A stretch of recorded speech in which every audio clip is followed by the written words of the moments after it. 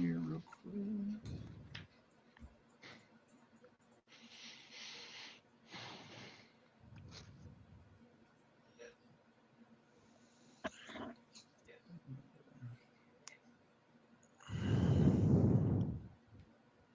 Yep, looks like we're good on that. Okay.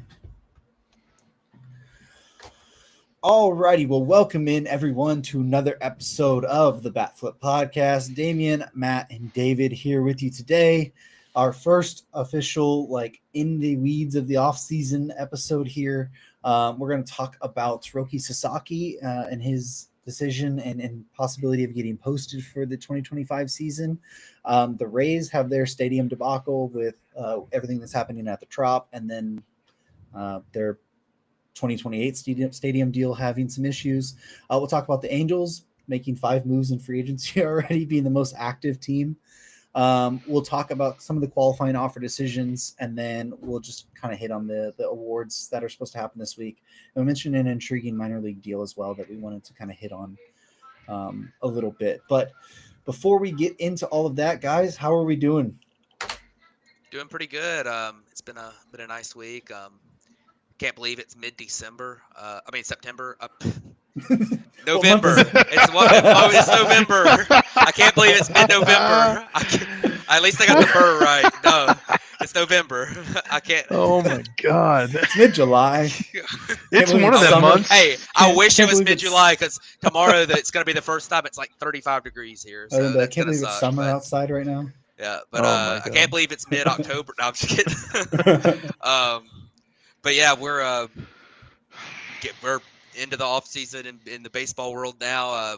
We're kind of in that quiet period where every team's making some housekeeping type moves for the most part. There's been a few moves that Damian mentioned that we'll talk about, but we're kind of in the preparation for the storm that happens mid-December next month when we have the winter meetings and everything. So. We've got a lot to talk about today, but so we'll get into it. But yeah, everything's good. How have you been, David? So, I had a heart attack on Saturday. My team played the scariest game I've watched from them in a few years. Was Georgia not scary enough? Look, no, scary is in playing close the whole way, and nearly losing and then pulling it out at the end. But hey, everyone, hopefully everyone watching to us tonight follows you on Twitter X, and they would know because every game that Clemson has that's somewhat close is a meltdown, no matter whether they win or lose. So it's a meltdown every time. I left the Auburn game on Saturday, opened my phone and was looking at it. It's like Clemson must be losing, and then I was like, they won. Like what? No, what's funny is you think I'm bad. The amount of people I saw calling for Dabo Swinney's head at halftime when they were up. Oh, yeah. They were ahead, and they were still I've had it with Dabo. And I'm like, if there's one thing I haven't done, I'll never call for that guy's head. He's been amazing. But, college football is obviously, I would say my most stressful sport. I'd say it's number 1 playoff baseball, but I haven't seen a lot of that recently. So number 2 is college football. It'll always be. Expecting not to see that very much.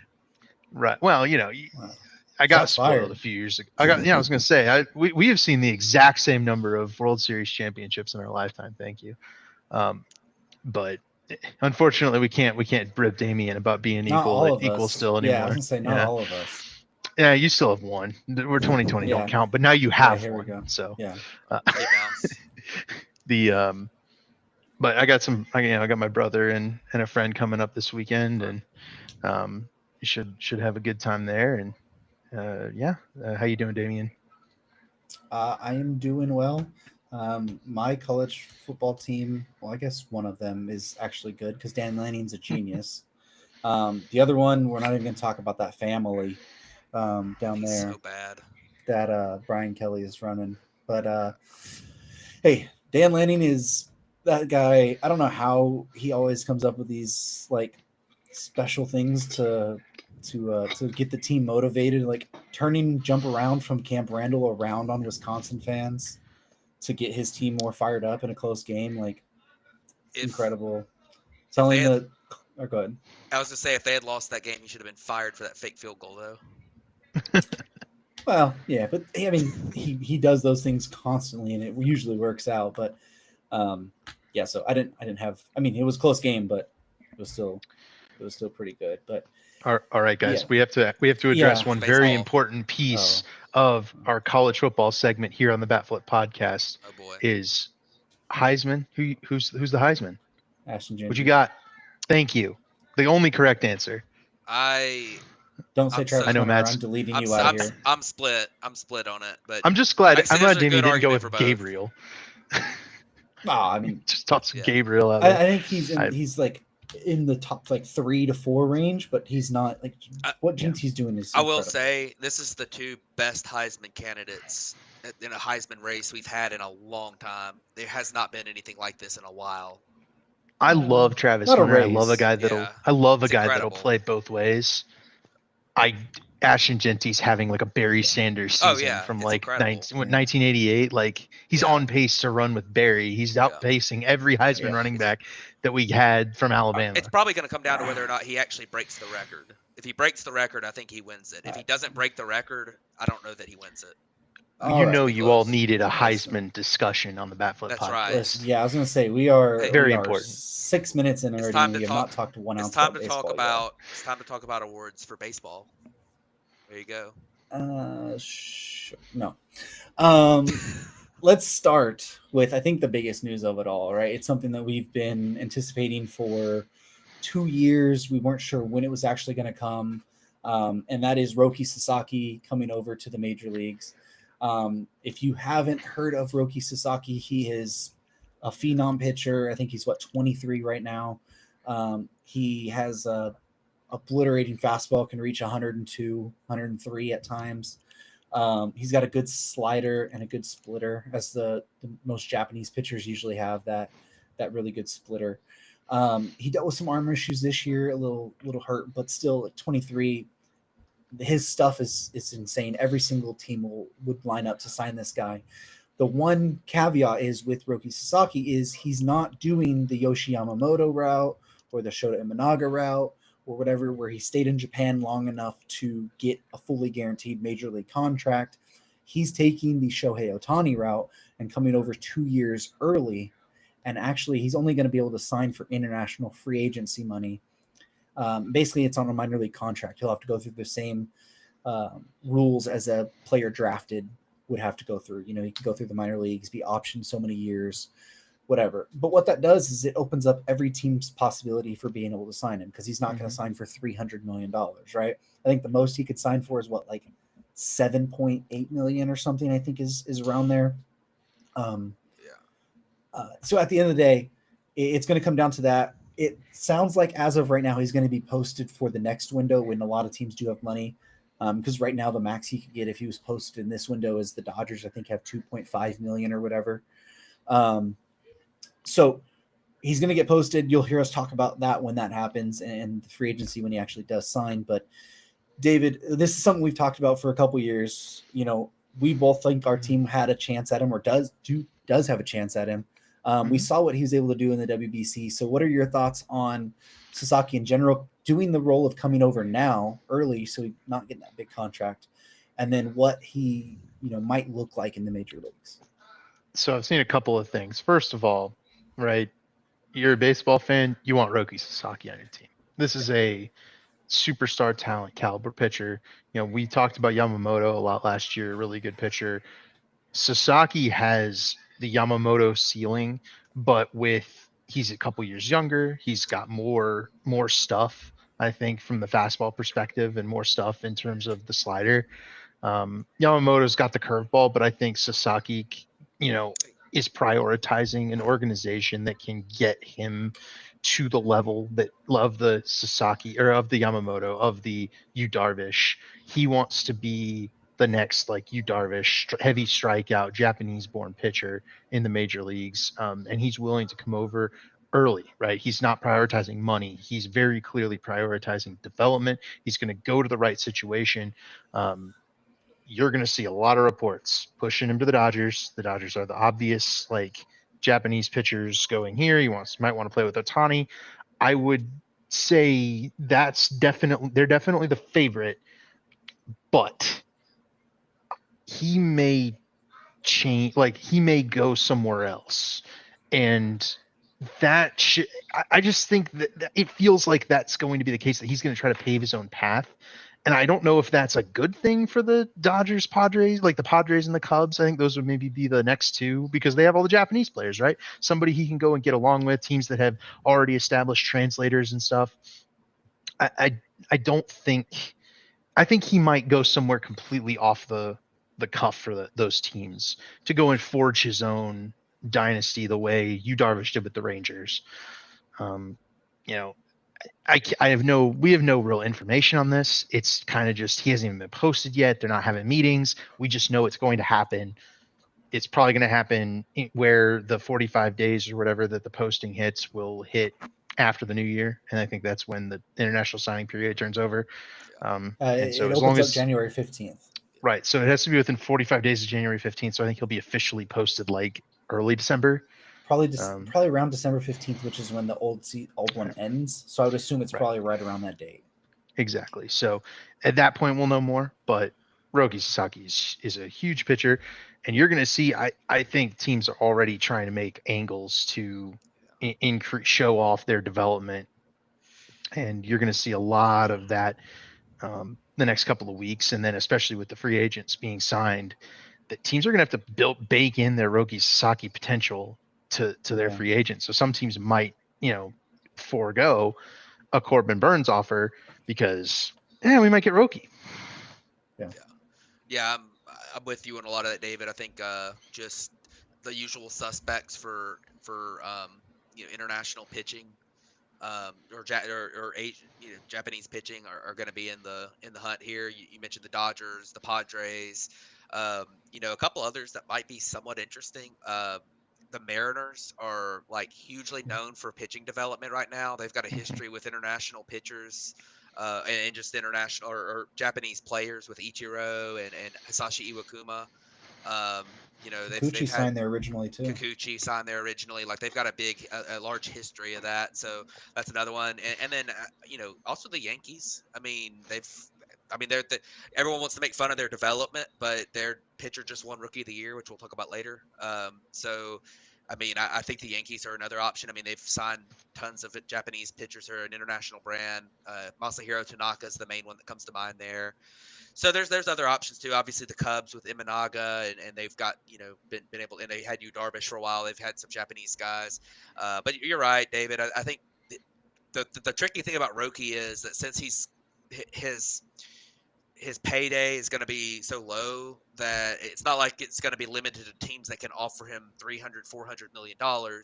It's going to be more limited to teams that have the international bonus pool space, and maybe teams that aren't paying the penalty this year or something. That's going to be kind of the big deal, because there's going to be some teams that are entirely eliminated from getting Roki because of how they spent in 2024 on the international market. So, and they're not going to be allowed to unless they want to John Coppolella everything. So, I think that you're going to have certain teams that are going to have that money available, and you could see a team like the Brewers or the Reds, or look at the. Please not. I mean, just those are just general like small-ish market teams that they could use a guy that they're not paying a ton of money, that has this high upside like this, and are competitive teams that are looking to contend this year. I mean, that's the type of team that this would be like their top priority would be Roki Sasaki, because they don't have to pay him that much. He'll get that bonus, and then he'll be making the league minimum for 3 years or whatever. So, it's a big deal for a team like that if they could get him. But it's going to be very interesting. It'll be it's going to be a lot of the sales pitch is going to be different to him than to any other player. It's going to be really interesting to see how it pans out. Yeah, and to me, I don't think whoever has certain signing bonuses in the IFA market really matters, because if money mattered to Sasaki, he'd wait 2 years, right? Like, I think at that point it's going to come down to development, but I also don't think you're going to see him go to a team like, say, the Brewers, for instance, because they have a history of like, hey, we're going to trade our guys with a year or two left on their deals, right? I don't think he's going to want to go to somewhere where he's going to be like, okay, well, he has no control of where he's going to be able to go in the meantime, in the middle there. You go to a team like like the Rangers for say, right? Like or like with Darvish. Darvish was there all 6 years except the half season where he went to the Dodgers. And that was like they went to you and was like, "Hey, do you want to get traded here, or do you want to stick it out?" And then he was like, "Oh no, like I want a chance to win." And they were like, "Okay." You go to the Dodgers, Padres, you go to those teams, you're most likely going to be sticking around, right?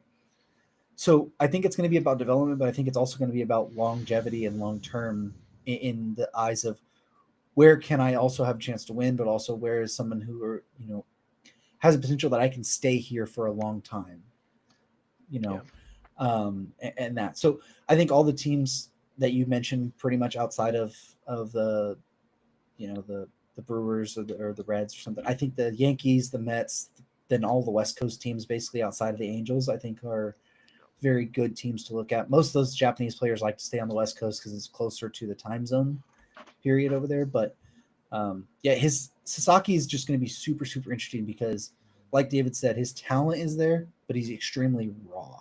He's got a lot of things he still has to work on to become a high level pitcher. If he comes in right now, you're probably looking at he has the stuff to be an ace, but he's probably a back end starter at this moment. And he already dealt with arm injuries this year, so you're not sure what his innings limit is going to look like. Yeah, he's going to be, to me, he's a little bit like Shohei Ohtani, the pitcher, coming over. He's this like superstar talent. He's throwing 100 miles an hour. He's got this incredible off-speed stuff, but his command can still be an issue. Yep. And you're worried a little bit about arm trouble with him. And that is real similar to, he doesn't have the body of Ohtani being, just this 6'5" freak of nature, and obviously he doesn't have the two-way player stuff either, but as a pitcher strictly, he reminds me a little bit of Ohtani coming over. His mechanics aren't as clean, and he's more of a slender, lean guy. So it looks very violent, which you don't always feel very great about. But there's just something that that could be part of getting over to a team in the major leagues and cleaning those things up. Yep. Where in Japan, it's not really a necessity to have pinpoint mechanics all the time, right? Like, so it's an interesting thing. We had to talk about it here. We will definitely have more to talk about with Sasaki moving forward. But we definitely needed to talk about here. Okay, so let's transition over to a little bit of a smaller thing before we jump into the Rays stuff here in a little bit. Let's talk about the Angels and their couple deals that they made. They're a couple high profile deals. We already talked about the Jorge Soler trade, but they've made a couple other trades to try and improve the clubhouse per se, and just maybe get a little bit more veteran leadership in there. They signed Travis d'Arnaud on a 2-year deal, I think it was. 12 million to be the backup to Logan O'Hoppe. And then they signed Kyle Hendricks to be I think a starter in that rotation for $2.5 million. There were some comments I was reading that Ron Washington asked if he could pick a ideal backup catcher for Logan O'Hoppe like 2 years ago. He said Travis d'Arnaud. That's who he wanted him to become. And now he's got him. So this perfectly works out because we'll have Matt talk about Travis d'Arnaud because he was just on the Braves for so long, and then we'll have David talk about Kyle Hendricks as the lifelong Cub. So before we get to David's crying and weeping that Kyle Hendricks is no longer there, Matt, tell us what d'Arnaud is going to be able to bring to this Angels lineup and what he's going to be able to do for O'Hoppe. Yeah, so d'Arnaud is, as you mentioned, the clubhouse aspect of things. He's one of the best clubhouse guys in baseball. His leadership of pitching staffs has been incredible. A lot of Braves pitchers over the past several years have given him a lot of credit to their development. And of course, the Braves have had all the success with pitching development since he's been there. So he's very, very well liked, respected around the game. Now, as a player right now, he was pretty good in 2024 on the whole. But when you go back and look at his splits, he had like 1 month where he was like really, really good. And in July, he had a 195 WRC plus, but in every other month, it was not great, except in March, April, he was pretty good too. But like in August, the 66 WRC plus, in September, a 60 WRC plus, and he had a like 35% strikeout rate down the stretch. So, at the plate, he put up around a league average stat line, but I don't know that he'll be able to repeat that. A lot of that was boosted by he had like a week where he hit like 5 home runs in July, and it boosted his stats for the whole season really. 3 of them were in one game. And as a catcher, he's actually a little bit better behind the plate than he has been. He's a great pitch framer. And he was a little bit better at throwing out base runners than he has been. That had been like a joke of around the Braves. It's just been Travis d'Arnaud can't throw out base runners for like 5 years, and then this year he was good. He was pretty good throwing out base runners. So he worked on some things to get better at it off season. But he's also the 36-year-old catcher. I think the injury concerns with him from when he was with the Mets are kind of gone from him. He's been plenty durable to be a 80, 90 game a year catcher. That's what he was this year with Sean Murphy missing a lot of time. Travis d'Arnaud was a primary for most of the year. It's a little bit confusing for the Angels because you feel like if you're going to pay a catcher, you feel like Logan O'Hoppe with his age and his pedigree and stuff, you would think that he would be play 4 out of 5 days catcher and not a alternate days catcher. And you would think that Travis d'Arnaud might be one of those like once every 3 days catchers. So it'll be interesting to see if Travis d'Arnaud taking a true backup role, and if he's doing that, then why are you paying him? This it's not a ton of money or anything, but it's like you can get a backup catcher that's just strictly a backup for like the major league minimum. You could just go pick up a Martin Maldonado, or that's not a good example anymore, but a 2020 Martin Maldonado that's like a good defensive catcher and he doesn't really do anything, or Austin Hedges or something that go catch on Saturdays or something. Like it's kind of weird to me that that's where they would prioritize their move. But great clubhouse guy, and he'll help them out. Leadership with the young guys they got. They don't have a ton of young pitching, but just being a leader in the clubhouse will be a good thing for them, and they need some of that. That franchise is just kind of it's hard to. I think it's hard for them sometimes to kind of keep their head above water right now as a team. So having that steady presence there is going to be helpful. Yeah, I think partially with d'Arnaud, it's the fact of O'Hoppe's had a little bit of injury concerns the past couple years. So d'Arnaud could be the steadying presence there. It's the Ron Washington connection saying that that's who he wants him to become. Like getting d'Arnaud around O'Hoppe for 2 years, even if you overpay him by $2 to $3 million a year, like at the end of the day, it's $2 to $3 million a year for a baseball player. Like it's really not that much.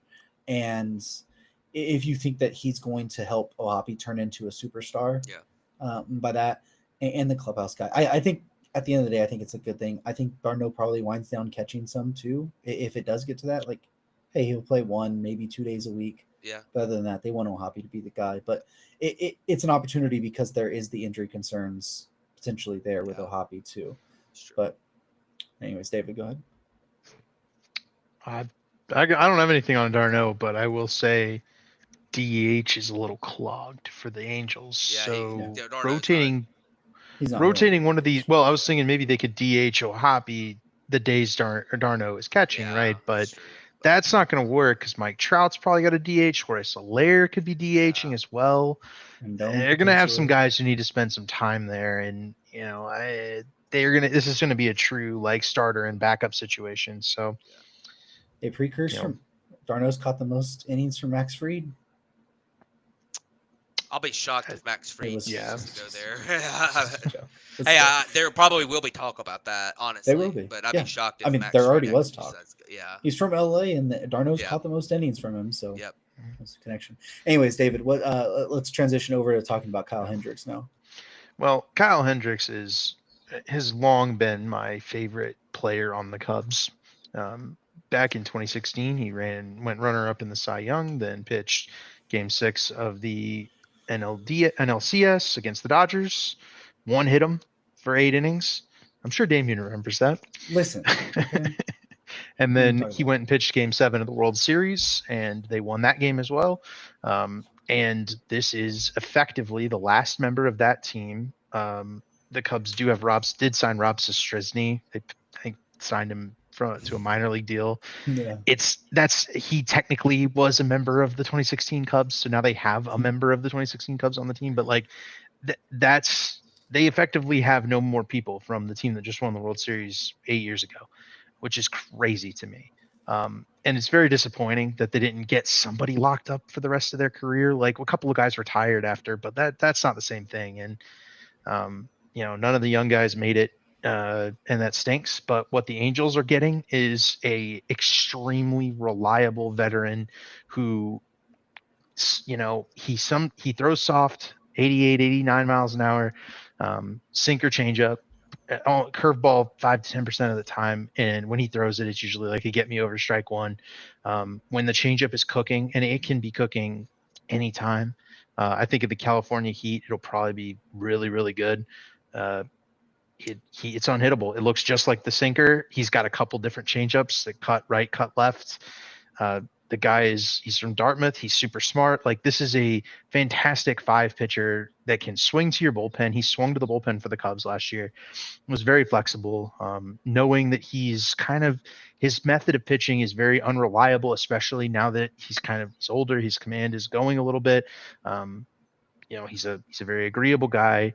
This is a great signing for the Angels, because this is an organization that just does not have the arms. They've typically run into these depth problems, injuries. They send Reed Detmers down. Like, what better guy to learn from if you're Reed Detmers than a guy who's worked his entire career on command and has made a career, millions and millions of dollars he's set up for life, won a World Series based on his command. Like, he's a command first pitcher. It won't be there sometimes anymore, and it sucks when it's not. But this is a slam dunk no brainer for the Angels. It's like $2.5 million.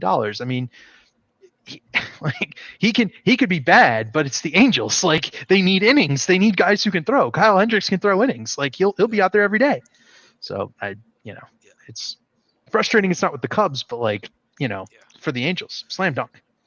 Yeah, my analysis on Kyle Hendricks' Angels might as well. I mean, there's no real downside to it. I mean, I don't think he's very good anymore, but there's no downside to it, so might as well. Kyle Hendricks has never been Matt's favorite pitcher because he always overperformed his FIP. Well, that's not always. I thought he was really good, like in 2017 or 2018 or 2016. Yeah. Like, in that era, he was really good, but he's tailed off these last 3 or 4 years. And every time I watch him, I'm like, how this guy's about to get torched, and he does. Might just be because he gets torched by the Braves too, and that's when I watch him usually. So he cannot pitch against the Braves. The Braves, Matt Olson and Ozzie Albies and Acuna. I'm pretty sure they score like 8 runs off of him every time. Yeah. I mean, Kyle Hendricks did lead us to the Freddie Freeman getting struck out by Anthony Rizzo moment, because he can't pitch against the Braves too. So that was something that happened. But Yankees should have just used Rizzo in Game 1. That's true. That's what I'm saying. They should have. So let's transition to talking about the Tampa Bay Rays stadium debacle that's kind of going on. So we already knew that with Hurricane Milton, Tropicana Field just got obliterated. It was actually set up for first responders at the time as a safe place for them to be able to go to. And Hurricane Milton was so bad, it ended up ripping the roof off of Tropicana Field, causing a bunch of structural damage, offices. I mean, it basically making the place unplayable. It's not safe to be there, anything. So we knew they were going to have to play somewhere else for 2025. We got that answer, and they are playing in George Steinbrenner Field. It's the Yankees spring training facility. It's in Tampa Bay, actually right across the street from Raymond James Stadium, where the Buccaneers play. So the Rays will be actually playing in Tampa Bay for the first time ever. But what that did is it caused some other issues in the voting process for the bonds that were supposed to be needed for their new stadium that was supposed to be open in 2028, also in St. Petersburg. Delayed a couple of those votes to where it was after the election. There's new people now voting on it. There's real serious concern that the deal's in jeopardy. It's not dead yet, but it could be in jeopardy. And then another piece of this whole thing that has come out is that the stadium, the Tropicana Field, can be repaired for $50 to $60 million, somewhere in that range, and be ready for the 2026 season.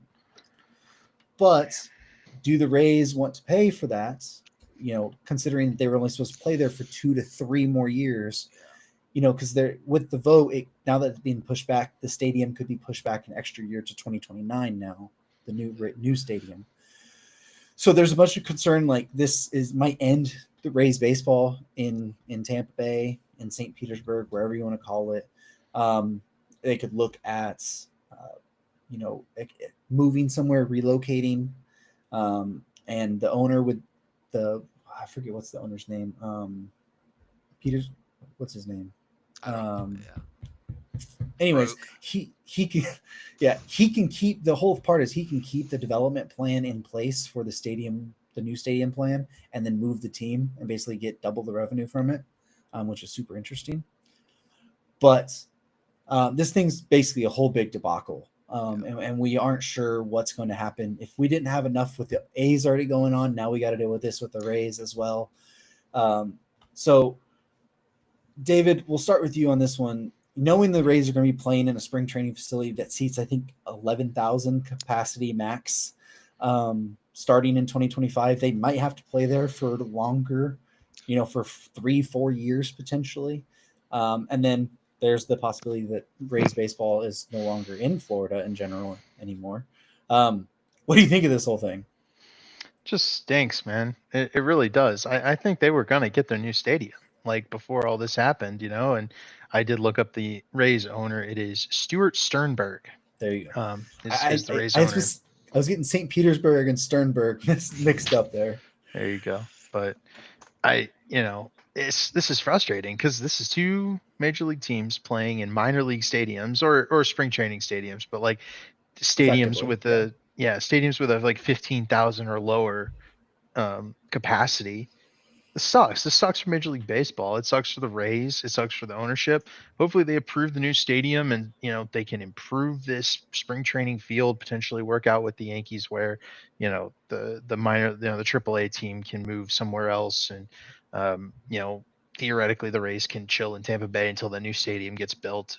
You would think that hurricane relief stuff would spur the action, right? Positively, let's get a new stadium built in place of Tropicana. It's very clearly not usable anymore. I don't think. And if you're paying 50 or 60 million to repair it, might as well just build the new stadium, right? Like that seems like a waste of funds. Just get things started. You've got a very reasonable site right there. Now you have a reason not to be in that field anyway, playing games. I mean, it seems like you should be kickstarting this, and they're just not. And it's unfortunate for the Rays. It's unfortunate for the players who have to, change their location, change where they're playing. I'm more than that, but this is just a stinky situation. Yeah, obviously, anytime you have a situation that's caused by a natural disaster like this, it's a stinky situation. I mean, we just had a massive hurricane come through Florida, like two massive hurricanes come through Florida recently, and obviously Hurricane Milton hitting the worst area in the state of Florida. Of course, the other one, Hurricane Helene, caused a lot of damage in the Carolinas. That was probably a bigger deal. But the fact of the matter is that the Rays stadium deal to build where they were going to build is an absolute terrible deal. It's a really dumb place to build a stadium. The issues with the Trop are not. I mean, the Trop's a dated stadium at this point too, but the issues with the Trop were never necessarily that the Trop was just the worst place in the history of baseball. I mean, there were a lot of stadiums real similar to it in the late '90s, early 2000s that were fine. The problem is that the Trop is in a location where it's in the city of St. Petersburg, which is not large enough for an MLB team to support an MLB team. And it was like a 2-hour drive from Tampa because of traffic, and there's not very many ways to get across the bay. So it was very difficult for people to attend like weekday games and stuff, and it made it tough for the Rays to catch on in the area. It has nothing to do with the market for baseball in Florida. And that's the frustrating thing to me is that I think Florida is a fantastic market for baseball, but the two baseball franchises that are in Florida, in the Marlins and the Rays, have been mismanaged in these ways where the Marlins, every time they ever had a good team, they sold all of it for no reason. And the Rays can't get any revenue because they're in Tampa Bay or they're in St. Petersburg and nobody wants to go to their games because of that. So it's kind of a mess. Obviously, the Trop, $50 to $60 million is a lot to the Rays. That's like more than their payroll most years. So that's a big deal. And then the fact of the matter too is that if they delay the stadium deal, it would cost more money in the future for them to be able to build. Like they're projecting it to cost $100 million extra if they approve it now, if it has to start a little bit later. And they need to get an answer on this now too, because like they need to start evaluating other options. They don't have a ballpark to play in next year because of the damage. If they're not going to stay in Tampa or in the Tampa Bay area, they definitely need to go ahead. They definitely do not need to repair the Trop. So you're kind of looking at like what are we going to do? And I think there's some good options out there that they could look at. My favorite option is just build in Tampa, in the city of Tampa. Like, it's a great city. It's got a passionate group of fans. I mean, hockey caught on there and it's been like the biggest sport there for the last decade. And if hockey can catch on in Florida, then baseball can. I mean, Mhm. so I think that they would definitely do well by building a stadium in Tampa, kind of close to where the Bucks play. That's where they're going to be playing this year. And I mean, obviously, having that small stadium, the revenue's not going to be good. Of course, you can argue that if they get 11,000 fans a game there, which is the capacity, they'll probably average the same attendance that they were averaging at the Trop. But I mean, I wouldn't be surprised to see this deal fall through, because I mean the people voting on this know that it's a bad deal, and I'm sure that I don't know how they got it pushed through originally in that area, but anytime you change who's voting on it, I wouldn't be surprised, especially with the fact that they've got all this funding of hurricane relief and projects that are going to be related to that they're going to have to deal with as well now. I know that federal dollars will help with that, but there's probably a lot of concern about their budgets in that area of Florida right now too, and spending money on a baseball stadium is probably not that we don't even have true belief it's going to be successful, is not probably not the wisest use of the money right now. So I would be surprised if they moved at this point. Yeah, just to go to your points, 2022, 13,000, well, basically 14,000, 2023, 17,700, and 2024, 16,500 attendance per game. So you're going to get kind of close to that. And I assume that there might be some things to maybe bring in some temporary seating potentially. There's probably, isn't there berm seating there, like in the outfield and stuff? Yeah, I think so. You could do something to bring in some more seating there. If you get to the point, they're not going to open that up originally. I think they're gonna see if we can sell out 11,000 to begin with. But it really comes down to what's going to happen with this new stadium deal, right? Because I think it's going to, if they're going to work on a new stadium, like they have to start that now, right?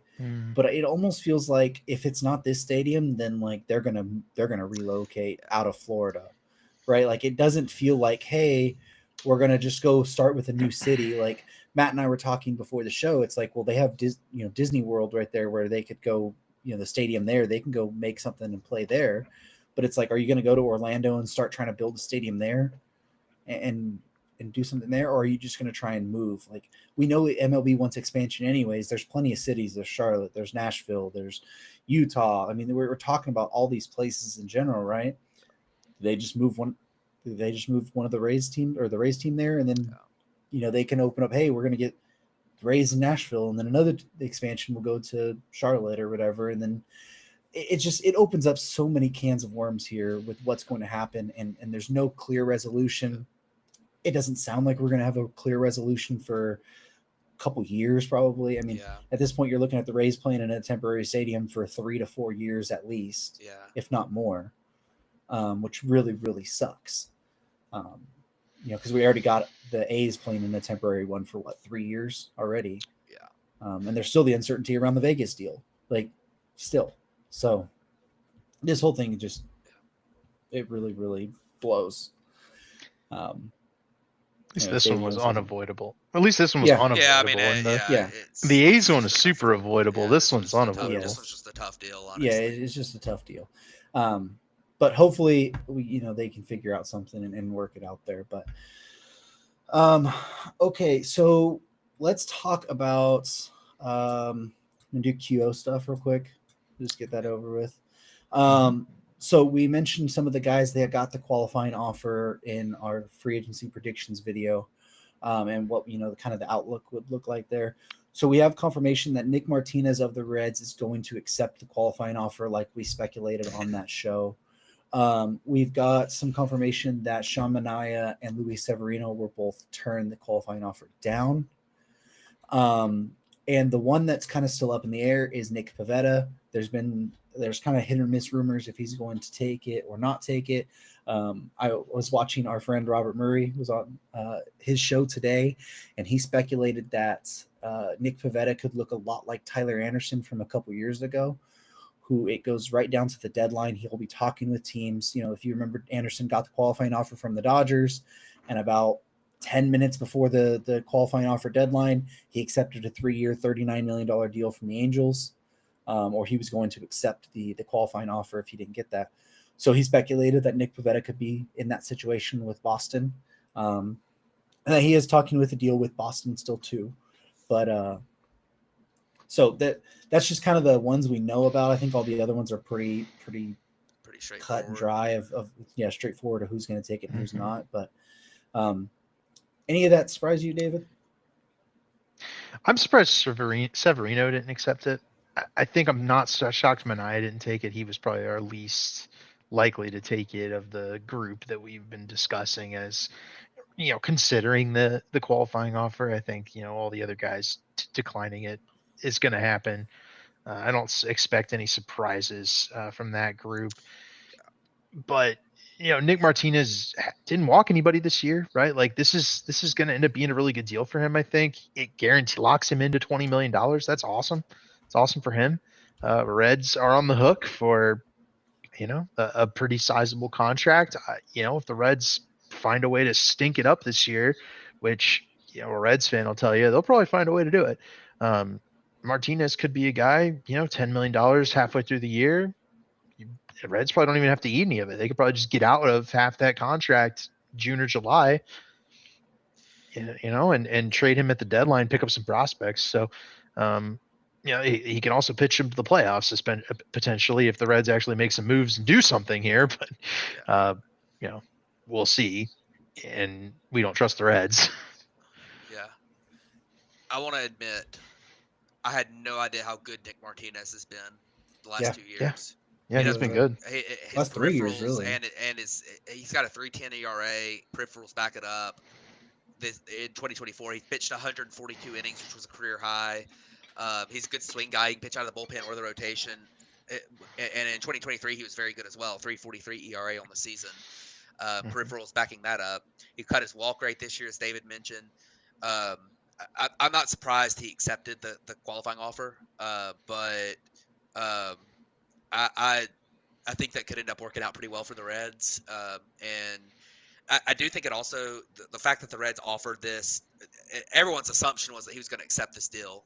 So the Reds offering this means to me that the Reds are a little bit willing to increase payroll some and spend a little bit of money, because this will limit. If this is going to limit what they can do, then that would be kind of dumb, I think. So they might try to do a few smaller. I mean, this is a team that, if you remember, they traded for Trevor Bauer, who was pretty high up in ARB. They signed Mike Moustakas to a pretty decently sized contract.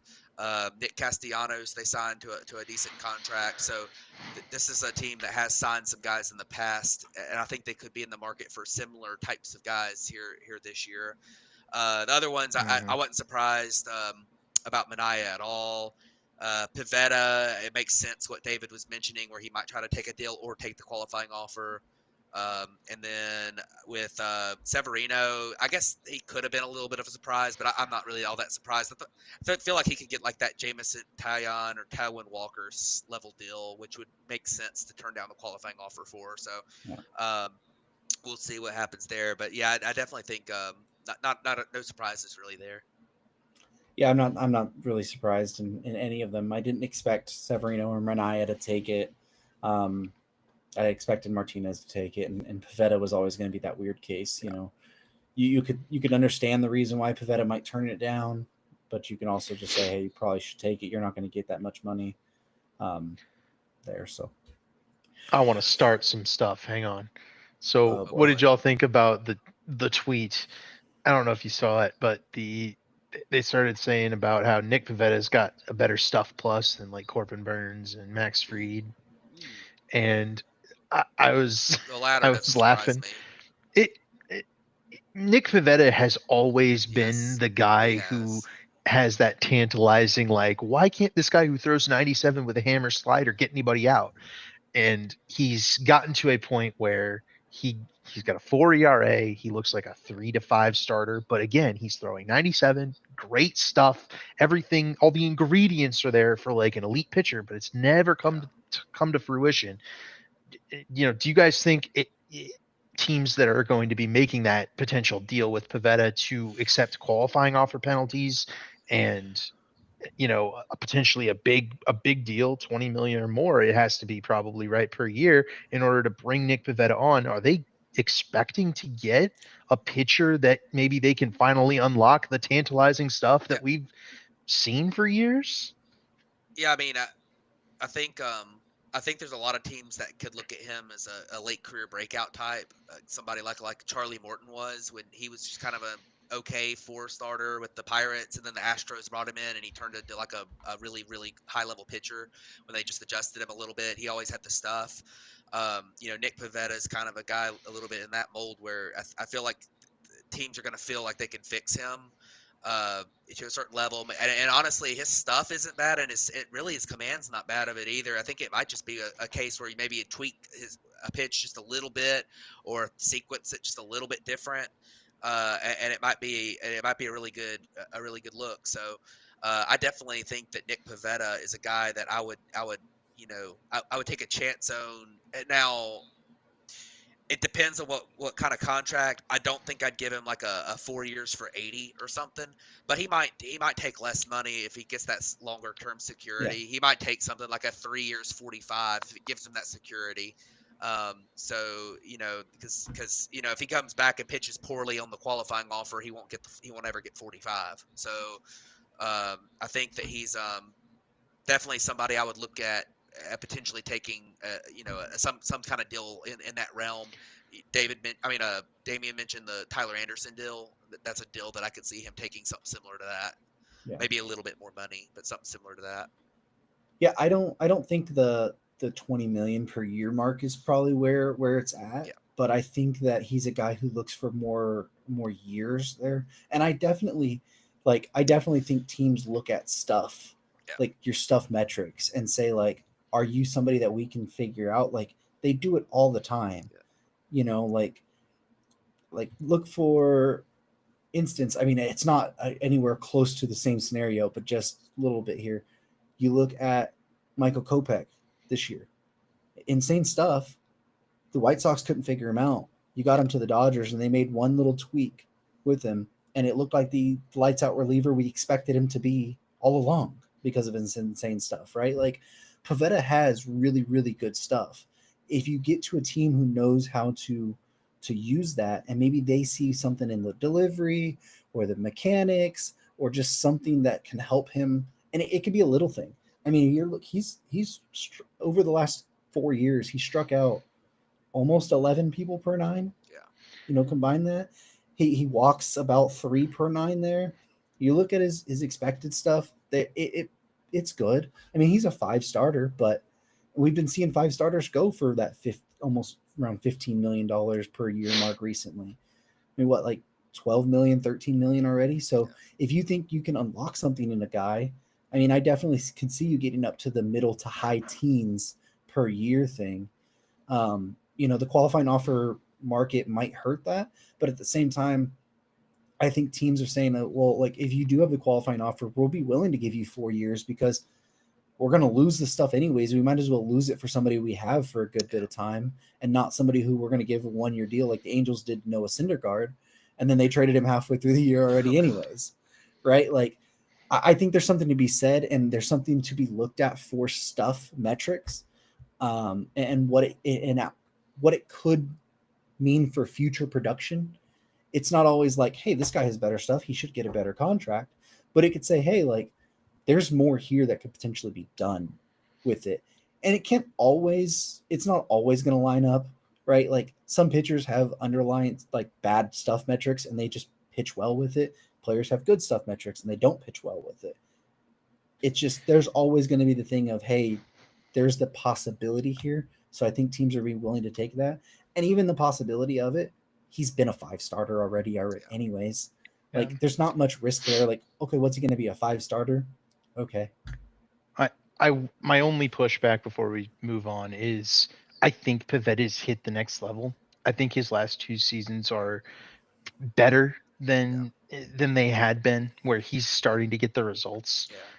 I think that coincides with the change in regime in Boston. It's the Breslow group, the development, the shift in mentality over there is starting to be something that where I think Boston is going to start churning out better pitchers. We saw it this year with Houck and some of those guys.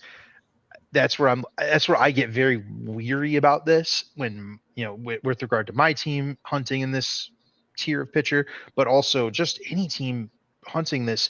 I just don't know how much more there is than 2024 Nick Pivetta, which put down a 4.14 ERA, 4.07 FIP. Like he was better than a 5-starter this year, but he's been a 5-starter in years past, and now he's turning down potentially $20 million to hunt out a 3 or 4 year deal. Teams would be putting out losing picks and international free agent money for qualifying offers, and I don't see it. I think if Pavetta's got to take the qualifying offer, but again, Damien's saying, he's doing the right thing for him. Well, here's the thing. So this year he put up a 3.5 expected ERA and a 3.5 expected FIP, right? That's a 3-4 starter ish right there. Okay, and say what are 3 to 4 starters getting in the market right now? Oh, if you look at the same 20-25 million, yeah. So even if he turns down the qualifying offer, if you're talking about you think a guy can be a 3 or 4 starter, like you're not losing money, right? And even say teams look at you as a 5-starter, what you're losing $3 million a year potentially, but you're getting 4 years rather than 1. Because if Pivetta accepts a qualifying offer, comes back and blows his arm out, there's no way he's getting anything remotely close to $40 million moving forward.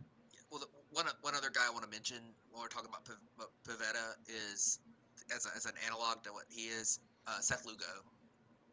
Seth Lugo was so good this year with the Royals. I mean, threw over 200 innings even. That's pretty crazy.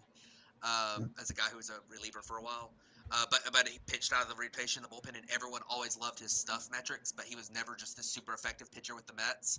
He got moved over to the Padres, had a little bit of a breakout with them, and then as starter, and then with the Royals, he's taken off. So, you think you can get maybe that type of guy in Pivetta is a similar guy to Seth Lugo's been. And the stuff is kind of similar, too. Big curveball, hard fastball, pretty good comparison with him, but I definitely think comparison. Yeah, I definitely think that could be a case where you're looking at. That's like your best case scenario is you get. But Seth Lugo is a 5-win pitcher this year, 5-WAR pitcher. So I mean, if you can get that out of Pivetta on a $15 to $18 million a year contract, then you're cooking. I mean, that'd be a good deal. Yeah, and he signed 3 years, 45. So I mean, it's right around there. So let's talk about the awards. This is award week that we're in baseball. Just this is really a quick thing just to mention them that they're happening and who we expect to win. The Rookie of the Years were tonight. You had Paul Skeens beat out Jackson Merrill and Jackson Churio for the award in the National League side. And then in the American League side, you had Luis Heel beat out Austin Wells and Colton Cowser for those awards. I think these are the 2 awards that had the most debate for them. I think MVP, Cy Youngs, those are mostly decided. But Matt, did you agree with the voting tonight? I think so. I mean, that they're so close because the AL Rookie of the Year race was kind of I don't think there was a great candidate for that this year. Like they're all pretty good players. I mean, Wells had a good year, Cowser had a good year, and Luis Gil had a good year as well. It's not like any of them were not deserving, but I mean, there wasn't like a standout. It wasn't like a year where we had a Gunnar Henderson Rookie of the Year or a Bobby Witt Jr. type year or something. Like it wasn't just this crazy runaway. Looking at like Ronald Acuna and Juan Soto, and it's not one of those battles either. It's just one of those deals where you have you had 3 pretty good rookies that contributed to good teams, so you kind of had to pick one, and I think the voting was split. I know it was almost. I think it was like 15 to 13 was with first place votes, and then I think that Austin Wells got a couple as well, so that was good with me.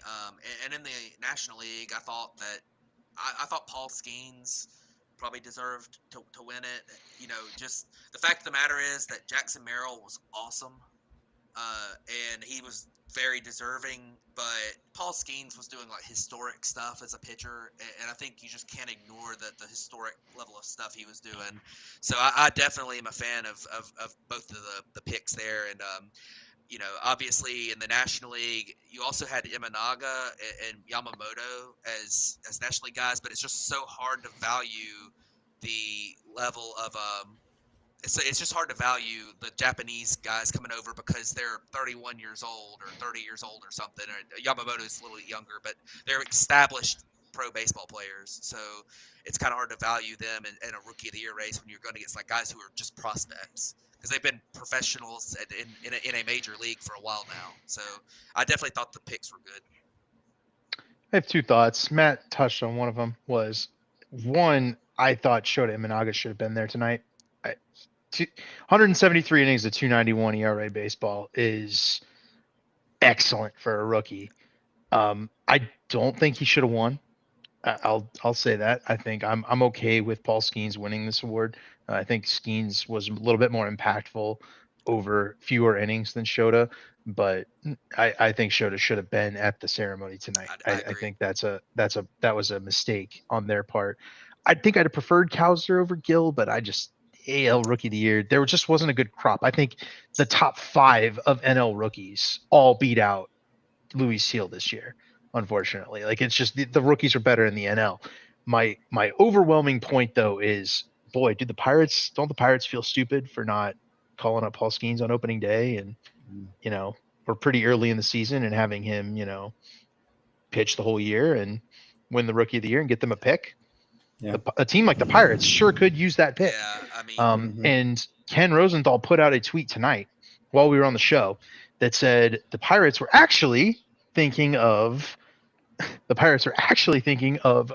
shutting down Paul Skeens and kicking away the Cy Young and Rookie of the Year opportunities for him so that he wouldn't get those, and then he wouldn't get the extra year. They would get the extra year of control and stuff.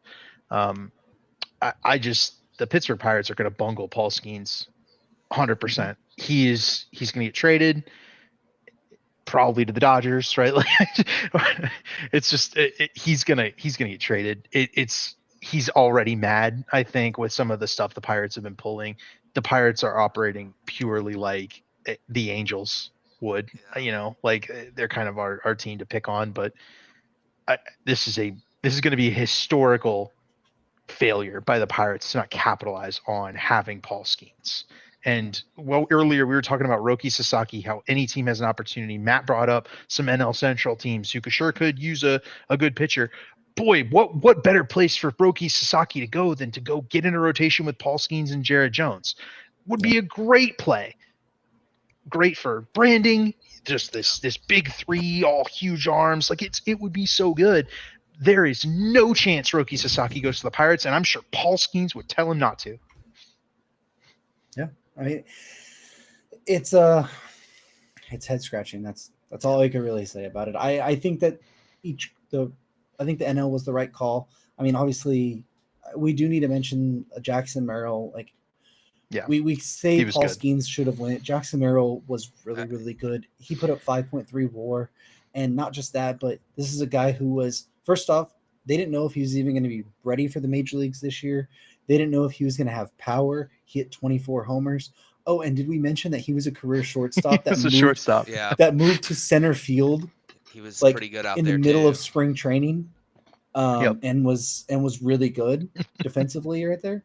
Like, Jackson Merrill had a really great year. I just think the thing is Paul Skeens came in. He pitched 22 games, 23 actually, and was from the time he came up, he was the best pitcher in baseball. Like, literally, he had a 196 ERA. Like, just completely dominated that. Like, Merrill would have won in any other year most likely. Yeah. Just he got into the buzzsaw that was Paul Skeens there. The AL side, I think Cowser probably should have got it too, but Luis Heel, you knew that was partially. He was really good for the first half of the year. I thought the fall off probably would have affected him a little bit more, but I guess people just I don't want to discredit his first year. They just looked at that more probably heavily than they looked at him as a guy that probably tired out rather than who was bad. So, okay. So one thing I wanted to we can make this super short to talk about it because there's a little bit, but it's the the Reds and the Royals. There was a little bit of a tweet that talked about, they were discussing the Jonathan India for Brady Singer trade. It doesn't look like anything was even remotely close from that when Ken Rosenthal put it out. But I do think it's an interesting thing because it does show us that, obviously the Reds are going to be somebody to trade. They're going to need to trade some people. They have Jonathan India. He is on the market. And then the Royals being willing to trade Brady Singer. I think that's another big story because I think he is part of a really good top four they have there.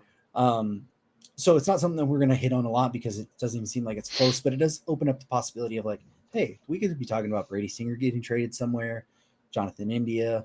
These are just a little bit of moves behind the scenes. I put it on the thing, so I wanted to mention it real quick. We don't even need to dive deep into it. Just wanted to put that out. It's funny how many times Jonathan India has been on the trade block the last 2 or 3 years. Right. I mean, he never gets. Yeah. He's the perpetual. He's going to get traded, but he never does. So exactly. But we'll see what happens there, and that trades would make sense for both of those teams. Yeah, I think it's actually a really fair trade at the end of the day. Yeah, it really is. It's not too bad. I think what we can take is Royals are looking for an infielder and potentially someone who can bat leadoff. Yeah, they're just looking for bats. Yeah, they just need a bat. And then the Reds are hunting for starting pitching. I think those are the things you can take away, and we'll move from there. Royals obviously are willing to part with Brady Singer. I think that's big news. But now every team knows that, and they might have gotten some better offers for Brady Singer because I think Brady Singer is kind of valuable, and they might have received some better news than Jonathan India because obviously, like Matt said, Jonathan India has been around a while. They could have had him already. That wasn't that hard to get. So, we'll see what happens. Yeah. Okay. So last little bit we wanted to hit on, and it's not. It's something that we're not going to be able to hit on every single one of these going forward in the off season, but these are the type of moves that you potentially need to look at that could have bigger impact moving forward. So the deal we're talking about is Deivi Garcia signing a minor league deal with the Brewers. Garcia was a top 100 prospect for the Yankees just a couple years ago.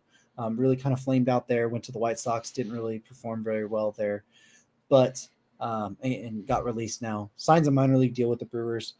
The reason that it's interesting is because, like we mentioned, he's top 100 prospect. The stuff is there. He goes to a team that's really good at pitching development, right? Mm-hmm. We're not going to be able to talk about all these minor league deals moving forward, but we could list off 10 guys right off the top of our head that were guys who were DFA'd or non-tendered or something that signed minor league deals that have broken out. You talk about Christian Walker's on the market right now, one of the best first basemen out there, Evan Phillips, Justin Turner. Like, we can go on and on about these guys that have turned into very good baseball players after being DFA'd and stuff like that. Brent Rooker. It's another one. He was two teams gave up on him, the Twins and the Padres. And just to further that point, Damian, you look at the last 4 or 5 World Series winners, every single one of them had a player that they would not have won the World Series without that they picked up in this way. I mean, the Dodgers with Evan Phillips being one, Justin Turner in 2020. You have the Braves in 2021 with Tyler Matzik. There's no way they win the World Series without Tyler Matzik and what he did. You've got you had a Adolis Garcia for the Rangers in 2023, and then the Astros probably haven't had quite as many, but I mean they've plenty of relievers. I mean, Hector Neris, I think, was kind of a scrap heap pickup for them from being off of Philly. Ryan Presley was kind of too, wasn't he?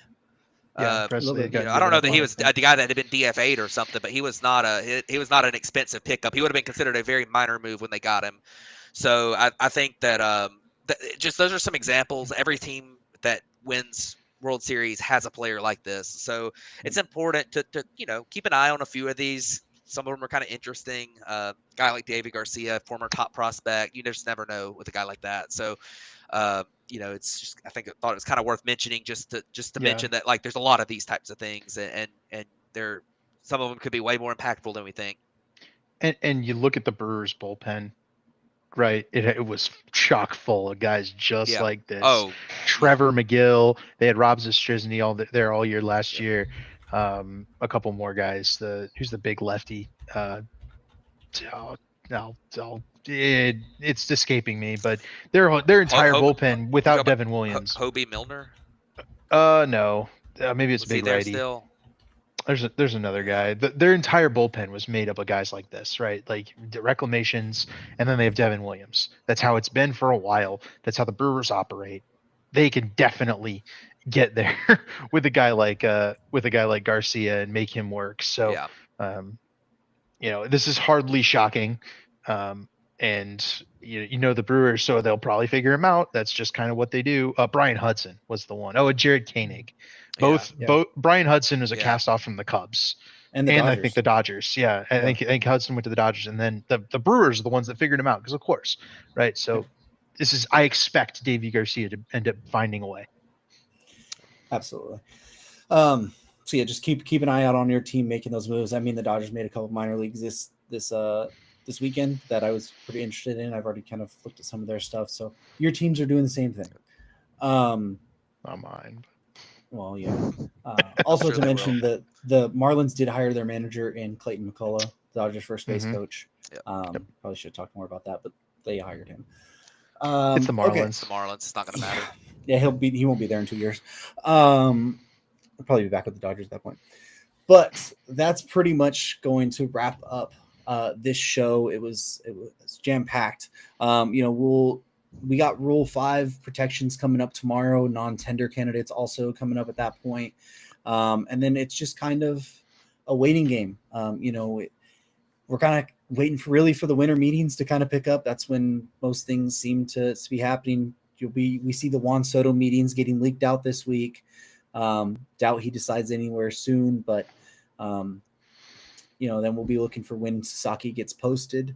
That's the other big story there, but hopefully things start to pick up here in the next week or two, maybe some interesting non-tender candidates or whatever there.